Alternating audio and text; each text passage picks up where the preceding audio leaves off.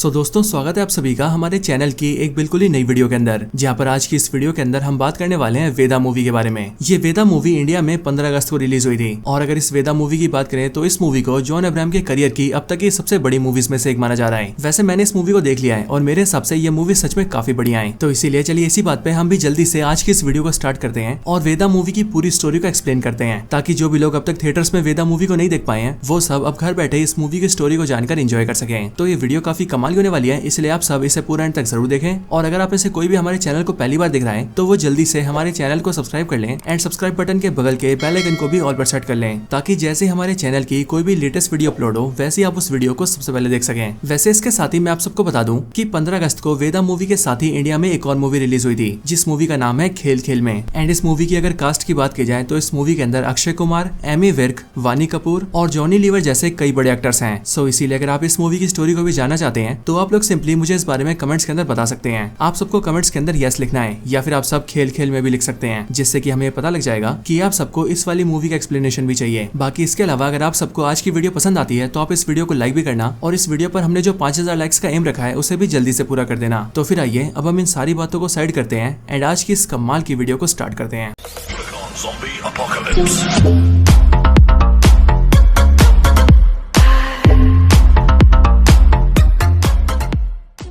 तो वेदा मूवी की स्टार्टिंग होते ही हम एक्ट्रेस शर्वरी को देखते हैं और अगर आपको याद ना हो तो ये वही एक्ट्रेस हैं जिन्हें आज से कुछ टाइम पहले हमने मुंजिया मूवी के अंदर देखा था और मुंजिया मूवी के अंदर इनका नाम बेला होता है। लेकिन हाँ, अगर बात करें वेदा मूवी की तो इस मूवी के अंदर इनका नाम वेदा ही होता है, यानी कि इस मूवी का जो नाम है वेदा वो इन्हीं के ऊपर रखा गया है। मूवी के स्टार्टिंग में हम ये देखते हैं कि वेदा रात को कहीं पर भागकर जा रही होती है और इसी टाइम पर उसके पीछे बहुत सारे गुंडे पड़े होते हैं जो कि उसे जान से मारने की कोशिश कर रहे होते हैं। बट ये नजारा देखकर हमें कुछ भी समझ नहीं आता है और इसीलिए कहानी आज से 6 महीना पास में जाती है। कहानी शुरू होती है आज से 6 महीने पहले राजस्थान के बाड़मेर जिले से, जहाँ पर हमें देखते हैं कि इसी बाड़मेर जिले के एक छोटे से गांव में वेदा रहती है। हमें पता लगता है कि वेदा के गांव और पूरे बाड़मेर डिस्ट्रिक्ट के अंदर कास्ट को लेकर बहुत ही ज्यादा डिस्क्रिमिनेशन होता है और अब क्योंकि वेदा भी एक दलित कास्ट से होती है इसीलिए वेदा के साथ भी काफी डिस्क्रिमिनेशन होता है। हम यहीं पर ही वेदा की फैमिली से मिलते हैं और हमें पता लगता है कि वेदा की फैमिली में उसके फादर, उसकी मदर, एक बड़ी बहन और एक सबसे बड़ा भाई भी है। और वेदा, उसका बड़ा भाई और उसकी बड़ी बहन तीनों ही गाँव के कॉलेज में पढ़ते हैं और इसी कॉलेज में वेदा का सपना होता है कि वो आगे चलकर एक बॉक्सर बने, जिसके लिए वो कॉलेज में बॉक्सिंग की ट्रेनिंग करना चाहती है। लेकिन अब क्योंकि वेदा छोटी कास्ट से होती है इसीलिए वेदा को बॉक्सिंग करने से रोका जाता है। इसके साथ ही हमें यह भी पता लगता है कि वेदा जिस गांव में रहती है उसी गांव में प्रधान भी रहता है और वो प्रधान आसपास के 150 गांवों का प्रधान है। लेकिन उस प्रधान ने भी गांव में नियम बना रखा है कि कोई भी बड़ी कास्ट वाला और छोटी कास्ट वाला आपस में मिल नहीं सकते और शादी नहीं कर सकते और इसी वजह से गाँव में काफी ज्यादा डिस्क्रिमिनेशन होता है। यहाँ वेदा के कॉलेज में हमें पता लगता है कि वेदा का जो बड़ा भाई है उसे अपनी क्लास की एक लड़की से प्यार हो गया है। लेकिन जहाँ वेदा का भाई एक दलित कास्ट का होता है वहीं पर उसे जिससे प्यार होता है वो लड़की एक बड़ी कास्ट की होती है।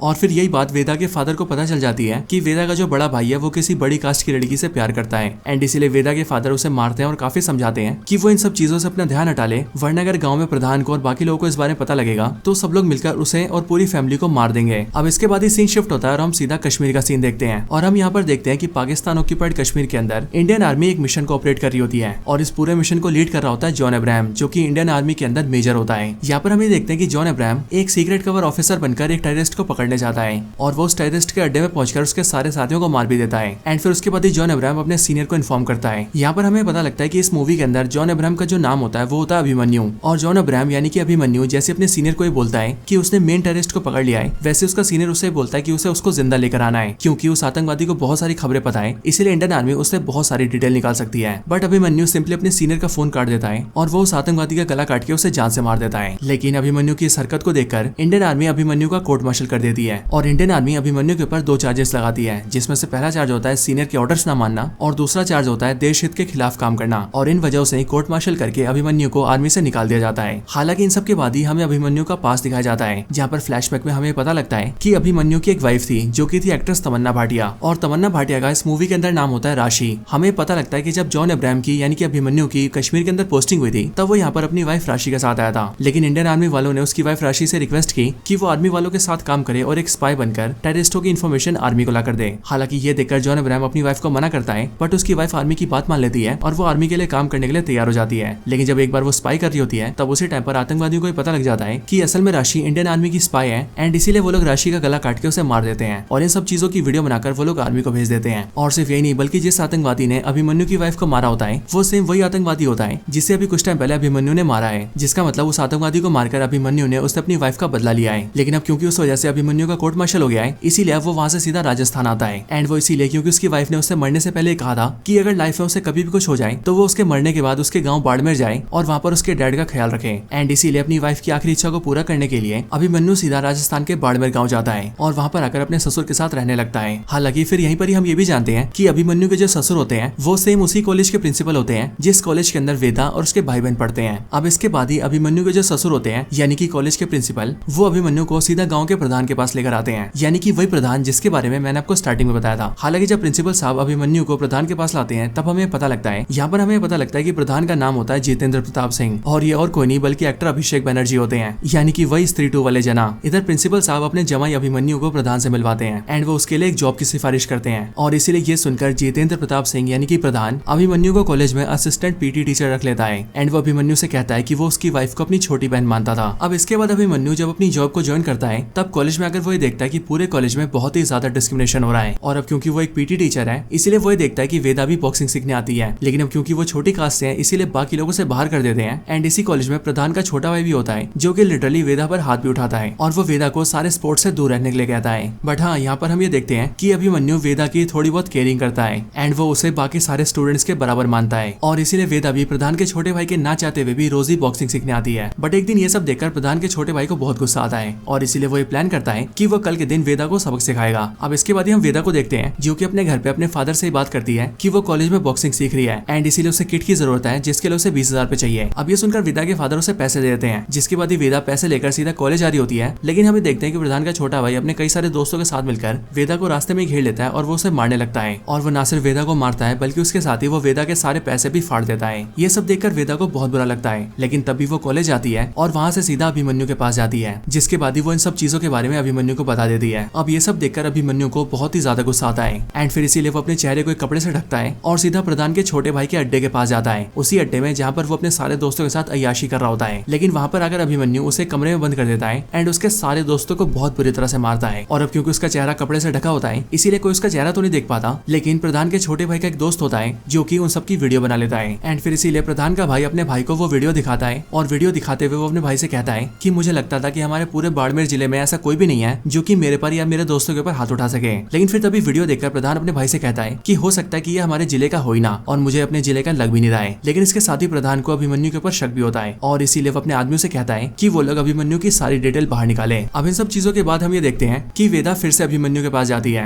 एंड वो अभिमन्यु से कहती है कि बाकी सब लोग मुझे बॉक्सिंग सीखने से रोकते हैं और उन सब में आप सिर्फ अकेले ऐसे हैं जिन्हें मेरी बॉक्सिंग सीखने से कोई दिक्कत नहीं है एंड इसलिए मैं चाहती हूँ कि आप मुझे बॉक्सिंग सिखाएं। अब ये सुनकर अभिमन्यु राजी हो जाता है और वो वेदा को पर्सनल ट्रेनिंग देकर उसे बॉक्सिंग सिखाता है, जिसके बाद ही काफी महीनों की ट्रेनिंग के बाद वेदा काफी ट्रेंड हो जाती है। अब इन सब की वजह से वेदा काफी खुश रहती है और फिर इसीलिए कुछ टाइम बाद हम ये देखते हैं कि होली आ जाती है जिसके लिए कॉलेज में होली का प्रोग्राम होता है और इस प्रोग्राम में कॉलेज के सारे स्टूडेंट्स आते हैं। लेकिन यहाँ पर हम ये नोटिस करते हैं कि वेदा का जो बड़ा भाई होता है वो अपनी क्लास की उसी लड़की को साइड में लाकर उससे बातें करने लगता है जिससे वो प्यार किया करता था। बट प्रधान का जो छोटा भाई होता है वो उन दोनों को साथ में देख लेता है और अब क्योंकि वेदा का भाई छोटी कास्ट का है एंड वो जिस लड़की से प्यार करता है वो बड़ी कास्ट की है, इसी वजह से प्रधान का भाई बवाल कर देता है और वो उन दोनों को अपने भाई के सामने पेश करता है। इसके बाद पूरे गाँव में बैठक लगाई जाती है जिस बैठक में बड़ी कास्ट के लोग ये कहते हैं कि प्रधान जी को वेदा के भाई को मार देना चाहिए। लेकिन जितेंद्र प्रताप सिंह यानी कि जिले का प्रधान वेदा के भाई को जान से नहीं मारता है, लेकिन वो वेदा के भाई से और वेदा के बाप से नाक रगड़वाता है और उनसे ये कहलवाता है कि वो आगे से ऐसा कुछ भी नहीं होने देंगे। लेकिन इन सारी घटनाओं के बाद ही हम ये देखते हैं कि वेदा का जो भाई होता है वो लड़की लेकर भाग जाता है और इसीलिए जैसे वो लोग भागते हैं वैसे पूरे गाँव में बहुत ही बड़ा हल्ला हो जाता है। ये सब होने के बाद ही गाँव की जो पुलिस होती है वो प्रधान के कहने पर वेदा और उसकी पूरी फैमिली को थाने लाते हैं और वहाँ पर पूरी फैमिली को बहुत पीटते हैं। और फिर कुछ टाइम बाद ही वहाँ पर प्रधान आता है एंड वो वेदा से कहता है कि वो अपने भाई को बुलाए क्योंकि अब वो ये समझ चुका है कि वो दोनों आपस में शादी करना चाहते हैं और अब क्योंकि उन दोनों को एक दूसरे से इतना ज्यादा प्यार है इसीलिए वो उन दोनों की शादी करवाएंगे और उन्हें इसी गाँव में रखेंगे एंड इसके लिए वेदा को अपने भाई को बुलाना पड़ेगा।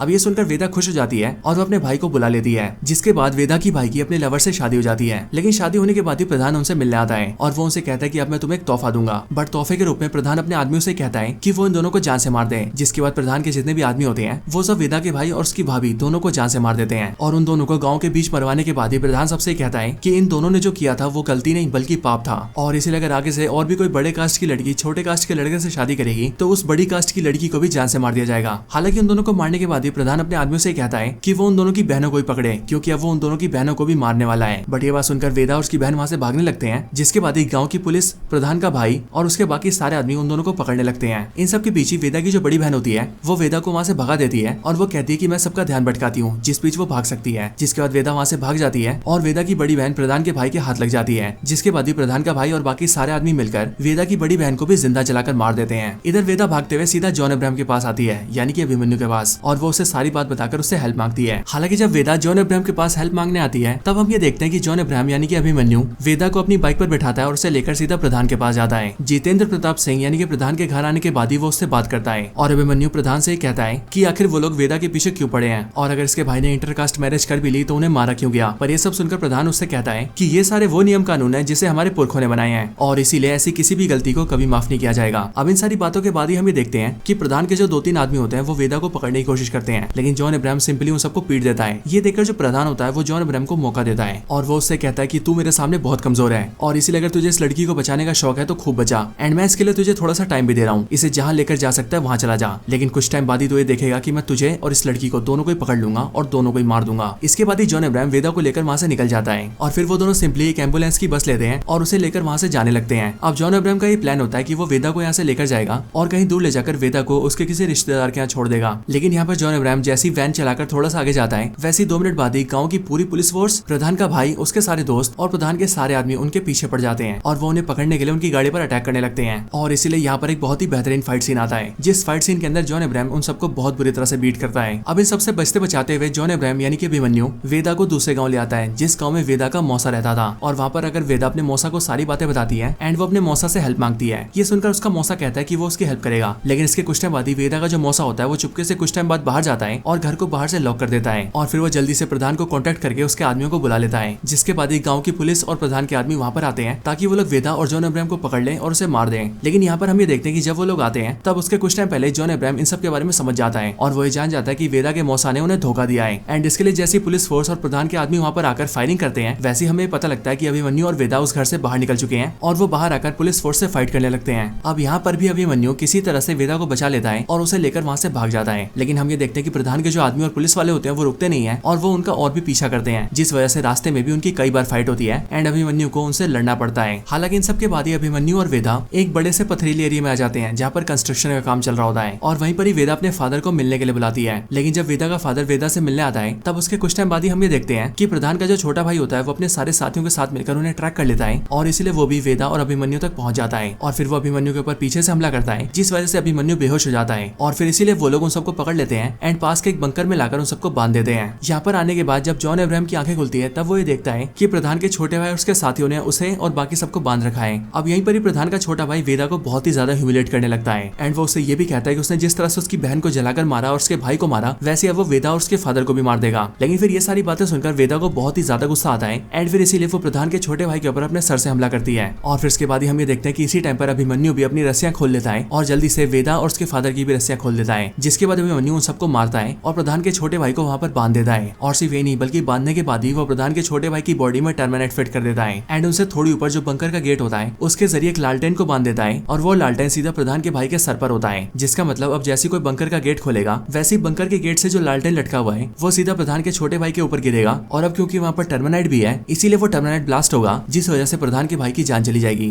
अब इन सब के बाद ही अभिमन्यु, वेदा और वेदा के फादर वहाँ से निकल जाते हैं और वो प्रधान के छोटे भाई की गाड़ी को लेकर सीधा वहाँ से कोर्ट जाने लगते हैं और वो इसीलिए क्योंकि वेदा अभिमन्यु से ये कहती है कि अब वो लोग सीधा कोर्ट जाएंगे और वहाँ पर इन सब की अपील डालेंगे और अब क्योंकि इंडिया के अंदर छोटी कास्ट के लोगों के लिए स्पेशल एक्ट है इसीलिए उसका इस्तेमाल करके वो लोग जजेस से जजमेंट करवा लेंगे, जिसके बाद शायद से ये सब कुछ रुक सकता है। और अब फिर यही सब सोचकर वो लोग सीधा राजस्थान के हाई कोर्ट के लिए निकल जाते हैं। इधर दूसरी तरफ प्रधान अपने सारे आदमियों के साथ मिलकर सीधा उसी बंकर के पास आता है जहाँ पर उसका छोटा भाई कैद होता है और वो इसीलिए क्योंकि प्रधान के छोटे भाई ने जब वेदा को पकड़ा था तब उसी टाइम पर उसने बड़े भाई को इन्फॉर्म कर दिया था। यहाँ पर आकर प्रधान अपने छोटे भाई को फोन करता है बट उसका भाई फोन नहीं उठाता क्योंकि आज ऑफकोर्स वो बंधा हुआ है। लेकिन तभी वो लोग ये सोचते हैं कि वो लोग पास के बंकर में होंगे एंड फिर इसीलिए वो लोग जैसे वहाँ जाने के लिए वहाँ का दरवाजा खोलते हैं वैसे ही दरवाजे के खुलते ही लालटेन सीधा प्रधान के छोटे भाई पर गिरता है, जिस वजह से टर्मिनेट में आग लग जाती है एंड फिर इसीलिए वहाँ पर एक बहुत ही बड़ा धमाका होता है, जिस धमाके की वजह से प्रधान का भाई खत्म हो जाता है। है। प्रधान के भाई के मरने के बाद ही प्रधान को पता लगता है कि उसके भाई की मौत हो चुकी है और अब क्योंकि प्रधान के भाई के मरने का रीजन वेदा और अभिमन्यु थे, इसीलिए उसे उन दोनों के ऊपर बहुत ही ज्यादा गुस्सा आता है एंड वो ये ठान लेता है कि अब वो उन दोनों को जान से मार कर ही रहेगा। इसके बाद ही प्रधान के कुछ आदमी वेदा और अभिमन्यु को ट्रैक कर लेते हैं एंड उन्हें पता लग जाता है कि वो दोनों कोर्ट की तरफ जा रहे हैं और फिर इसके लिए प्रधान अपने सारे आदमियों को लेता है और वो उन दोनों को मारने के लिए सीधा राजस्थान के हाई कोर्ट तक पहुंचता है। प्रधान जैसी कोर्ट पहुंचता है वैसे वो देखता है कि अभिमन्यु, वेदा और वेदा के फादर कोर्ट के अंदर एंट्री कर रहे हैं एंड इसीलिए उन्हें देखकर प्रधान सबसे कहता है कि आज चाहे कुछ भी हो जाए और किसी को भी मारना पड़े, लेकिन कुछ भी करके ये लोग जज के सामने नहीं आने चाहिए। और फिर इसके लिए हम ये देखते हैं कि प्रधान के जितने भी आदमी होते हैं वो सब लोग कोर्ट के अंदर खुली फायरिंग करने लगते हैं और अभिमन्यु और वेदा को जान से मारने की कोशिश करने लगते हैं। लेकिन फिर ये सब देखकर अभिमन्यु ने रोकता है और वो वेदा को अपने फादर के साथ अंदर भेज देता है ताकि वो लोग जजेस से जजमेंट करवा सके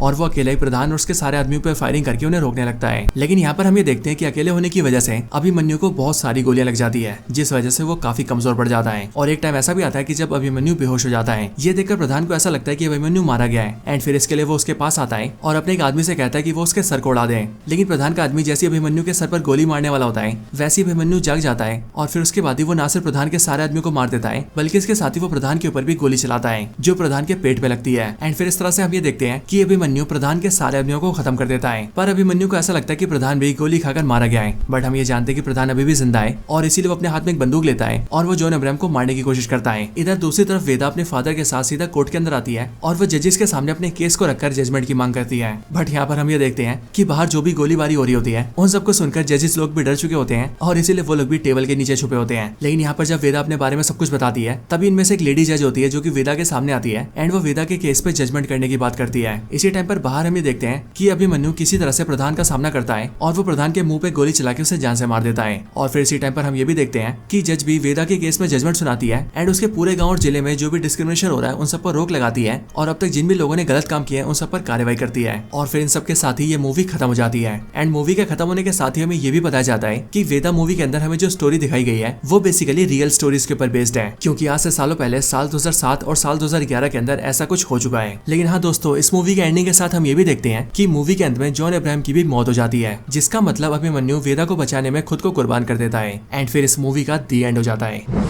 सो दोस्तों, यही थी वीडियो जॉन अब्राहम की वेदा मूवी के ऊपर। वैसे आपको ये वीडियो कैसी लगी ये आप मुझे कमेंट्स के अंदर जरूर बताना और आप सभी मुझे कमेंट्स में ये भी जरूर बताना कि आपको मूवी की स्टोरी कैसी लगी। अगर आपको वीडियो या फिर मूवी की स्टोरी पसंद आई हो तो आप वीडियो को लाइक जरूर करना और वीडियो को लाइक करने के साथ साथ आप सभी मुझे कमेंट्स के अंदर ये भी बताना कि क्या आप सभी अक्षय कुमार की खेल खेल में मूवी की स्टोरी जानना चाहते हैं या फिर नहीं। अगर जानना चाहते हैं तो कमेंट्स में यस या फिर खेल खेल में जरूर लिखना। और बाकी अगर आपको ऐसी और भी कमाल की वीडियोस देखनी हो तो उसके लिए आप सभी हमारे चैनल को चेकआउट कर सकते हैं, जहां पर आपको हमारी वीडियोस के सारे कलेक्शन मिल जाएंगे। तो बस आज की इस वीडियो में इतना ही। इस वीडियो को यहीं पर एंड करते हैं। मैं मिलता हूँ आपसे ऐसी किसी और बेहतरीन वीडियो में, तब तक के लिए गुड बाय।